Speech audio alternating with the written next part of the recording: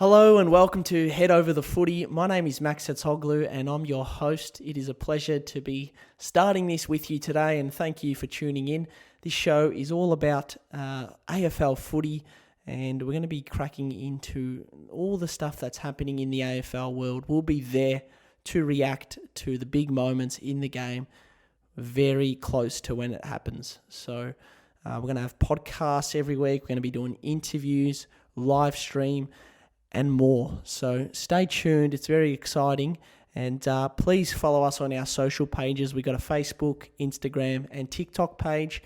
And our podcast will be available on YouTube and Spotify. So enjoy the content. Thanks for tuning in. And let's crack right into it. Oh, and I should mention a little bit more about myself, considering that you might want to know a little bit more about me as a viewer. I've worked for the Herald Sun, NT News, and written for other News Corp mastheads across the country. I've worked in radio for Triple M.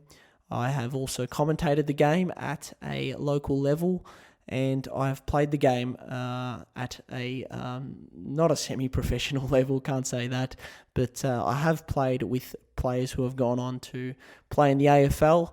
It was, I think, more than 10 guys who have ended up playing in the AFL I've played with previously in high school footy. So that's a little bit about myself. Don't want to talk too much about myself there, but thought I'd just give you that overview. Let's crack into the show now. We're going to be looking at the big stories now, and we're going to kick it off with Clayton Oliver. He's back training with Melbourne, and he's with the team again after almost a month off. He's been training alone since they resumed in the new year, and he's back with the group now. So good news there for Melbourne fans. Obviously, we know about the problems he was having before the new year. He left a training camp early in Lorne on December 18, and before that, the club were thinking about trading him, but it didn't end up happening. So it's good now. He's had to deal with some personal issues over the last month, but it's good that he is back at training and firing there for the D's. He's obviously such an important player, and there's a question of his privacy here versus speculation. Obviously, he's one of Melbourne's top players. He's one of their top paid players as well, which takes up a fair bit of the salary cap. So questions deserve to be asked because of that. He's a professional athlete and he's paid a lot of money to be a key member of the Melbourne Demons lineup. So questions do deserve to be asked, but when he's dealing with personal issues, that privacy is super important. So Melbourne and the club need to do a good job of making sure that that speculation doesn't really occur and that he's able to have the privacy to deal with these personal issues. So I think they've handled that quite well, and it's good that he's returned to training. But obviously, if he does deal with some personal issues and needs that privacy, well, the club needs to make sure, in my view, that they're giving out that information, enough information so that the speculation doesn't start. Moving on to St Kilda, Simon Lethlean has departed the role as CEO, and I'm going to tell you why I think it's a good decision for the club. Simon Lethlean wanted more of a say in the football operations, but he had to take more of a focus on the admin side. An article in The Age written by Jake Nile and Peter Ryan said that since Ross Lyon came to the club, Simon Lethlean has taken a back seat in the football operations and focused more on the admin side. And they've tried to make it work according to the article, but it just hasn't. So it's a mutual decision, the departure of Simon Lethlean. The board met and decided that it wasn't working, and he's since left the club. So he is the former football operations manager at the AFL, so it's understandable that he wanted more of a say in the football operations. Ross Lyon said that their relationship is fine, but look, it just wasn't working. They weren't on the same page, and clearly I think it's a good decision now. St Kilda will have to find a new CEO, which is an important task. So they'll have to get that right in their next step. But for now, they've fixed what wasn't working. They've taken it away. So hopefully things can improve for St Kilda. And heading into 2024, they can go deeper into finals and have another good season.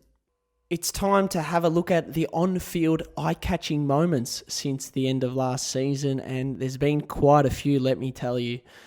Starting off with Isaac Quaynor. You may remember this. A few days after the grand final, after winning that flag, he was on a treadmill sprinting on it, and it was quite remarkable to see. He was on that treadmill running, and obviously they have their celebrations after the grand final, winning it. They would have been quite intense. So to see Quaynor on a treadmill was very much so a surprise. Next up, Essendon. At the end of last season, 2022, they went to Ibiza, and it was a party time over there. And since then, new coach coming in, Brad Scott. They didn't finish the season well last year, and they decided to go on a 2-week training camp to Arizona. So that was quite impressive to see. Up to 17 players in their off-season from the Bombers going on a 2-week training camp. Certainly, I think Brad Scott had an influence on that following their end-of-season reviews. So quite a sharp difference to what they did the season before in their off-season. So impressive there from the Bombers. Fremantle, their coaching group, I think it was a group of 4 or 5 of them, including head coach Justin Longmuir. They went to the US. They toured the Olympic Committee over there. They visited Google. And Justin Longmuir's favourite, they went to NBA club San Antonio Spurs. So that sounds like an interesting trip. And obviously, they got a tour of these places and, potentially pick up ideas for their own coaching. So that was impressive and surprising as well in a way to see a coaching group head overseas together. Christian Petrarca, we see him on social media all the time, but what caught my attention was he was on a Red Bull training camp in Austria. He had a mask on, struggling to breathe, and he was testing himself, going to the limits. And this is in off-season. He's not having a rest. He's going full pelt at the Red Bull Centre overseas, and he was getting some testing done, trying to maximise his fitness. We know he's already a star player, but geez, he might just get even better this year. Tom Mitchell, he went to a gymnastics centre, which was a little surprise, and also he was doing some jiu-jitsu, so just working on his tackling techniques. So that was eye-catching for me, just to see him practicing his jiu-jitsu at a venue there. So that was certainly a surprise.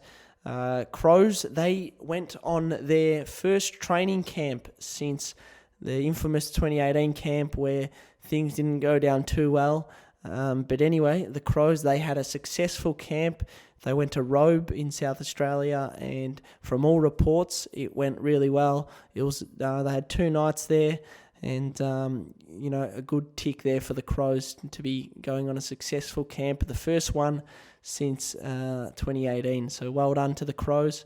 Speaking of the Crows, Matthew Nicks, he was kitted up in the Australian cricket gear at Adelaide Oval. He was with the cricket team there, getting the inner sanctum experience. And it was nice to see him involved there at Adelaide Oval with the Australian cricket team. Josh Dacos, Collingwood midfielder, he met Ange Postecoglou, the Tottenham coach, when he was in the UK. Went over to the club, and I saw a few photos of them two together. It was after Ange Postecoglou, who is arguably one of Australia's greatest ever sporting coaches. Josh Dacos visited him while he was in his glory start to the Premier League season. I think they were undefeated, and Josh Dacos, after all that had happened, he was with him and got to experience Ange Postecoglou. So that's what caught my attention. If you've got any, send them through. Time for the off-field eye-catching moments since the end of last season, and starting off with the Curnow brothers, who were out playing for Jan Juck, and they were playing against Torquay, which featured Travis Boak. And what caught my attention in that game was Charlie Curnow rolls out there for the first ball and gets absolutely clean bowled, and he's walking off. Hasn't even faced more than one ball, and it was a little bit embarrassing walking off. But then the umpire decided to put his arm out as he was halfway off the ground and call a no ball. Quite remarkable scenes. It was a charity game, but Charlie Curnow did a U-turn and continued to bat. So good on him there. And from reports, Travis Boak played in the game. He opened the batting and he hit a few sixes. So quite impressive for an AFL player who hasn't probably played much cricket to come out in a charity game and hit a few sixes. So well done there to those three boys, Ed Curnow, Charlie Curnow and Travis Boak. Something else that caught my eye was Connor Rosie's busy off-season. He got the Port Adelaide captaincy, got engaged to his partner Maisie Packer, 8-year contract he signed, and now they're expecting their first child, Maisie and Connor. So congrats to them, but what a busy off-season there for Connor Rosie. Plenty on his plate, and he'll be having his hands full soon, especially when the baby comes along. So that certainly caught my eye. Boxing fight night in Adelaide. The day before Gather Round starts, there will be a boxing fight night in Adelaide. I think this is a genius idea. Kane Corns will be playing Nathan Brown. The pair are both on the Sunday Footy show. Dale Thomas and Dane Swan will be going head-to-head. And Mitch Robinson and Anthony Rocker will also be there. So for people going to Gather Round, this, by the way, had nothing to do with the AFL. They're not really endorsing it at all. I think they're even against it. But to the organiser of this boxing fight night event, I think it's quite a genius idea. Some people might come a day earlier to watch these former AFL stars going head-to-head. So that might be a hit, this Gather Round, an extra event if you want to get down there earlier, a day before. But it also will be on TV, I believe. It's going to be broadcasted. So that certainly caught my eye. Another thing that got my attention was the footage that came out of a night at the Osborne in a nightclub in Melbourne. And it was the night where Jack Zeeble was hit on the head. But in the footage got released, CCC TV footage, and it was very yucky scenes, not something you want to see, especially on a night out. People are enjoying their time together. And in the video, there are punches being repeatedly thrown to one person in that club, and there were AFL players in attendance at that event, and that was the night where Jack Zeeble was also hurt badly and had to go to hospital. So just wanted to mention that. Not something you want to see, and it certainly got my attention. Lastly, Braden Maynard, he was involved in an accident earlier this week, and he didn't go to training. No injuries happened, just a little dent on the car, I believe, early on Monday morning, but that also just caught my attention there. There have been some questions asked by the club following up on the accident, but from all reports, everything was all clear and Maynard was fine. So that wraps up the off-field eye-catching moments. If you've got any, send them through, and I look forward to reading them. Well, I think that pretty much wraps up the first episode. Looking ahead to what's to come here at Head Over the Footy, I'm keen to delve into umpires. Should they have access to stats for Brownlow votes? New season's coming up, and I've heard a few whispers that umpires do get access to stats during games. I won't give you too much more there, but stay tuned because I want to tackle that topic and delve into it a bit further. Also want to talk about AFL number one draft picks. They get a lot of hype, and I'm just not sure about it at the moment. I want to delve into that a little bit further, and also the new players at every club. I want to go through a few of them, and I also want to talk about the position changes. So stay tuned for all that content. coming out soon, and I look forward to seeing you next time.